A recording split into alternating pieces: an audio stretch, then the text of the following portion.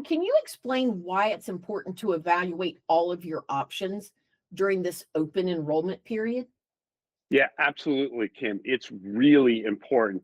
Even though we don't always want to do it, your plan that you have in the current year may be changing. In fact, it's likely changing. And we'll talk about some of the 2026 specifics coming up, but you really need to pay attention to what changes your current plan is making for the next benefit year. Let's say you're going regularly to a doctor and all of a sudden they're not in your Medicare Advantage plan's network anymore. You don't want to have that nasty surprise the next time you try to see them.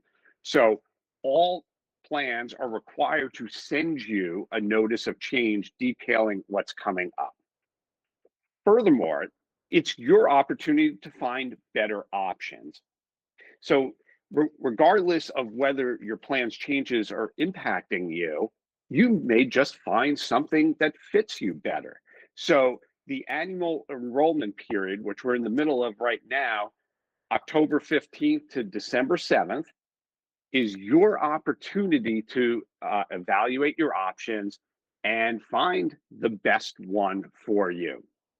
Now, changes might include things like networks, like we just talked about, but premiums, other cost sharing like copays and deductibles, and spoiler alert, things tend to increase over time when it comes to money. So pay attention to those. You should be evaluating your options during this period.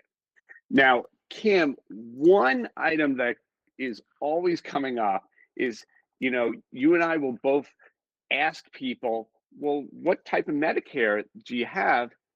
And often people don't know. They don't know whether they have traditional Medicare or Medicare Advantage. So how can you tell if you're asking that question of yourself? Well, one way is if you have a Medicare.gov account, check that. Another way is look at the ID cards that you have been sent and you're using. So let's talk for a second about how you can tell whether you have traditional Medicare or Medicare Advantage from your ID card.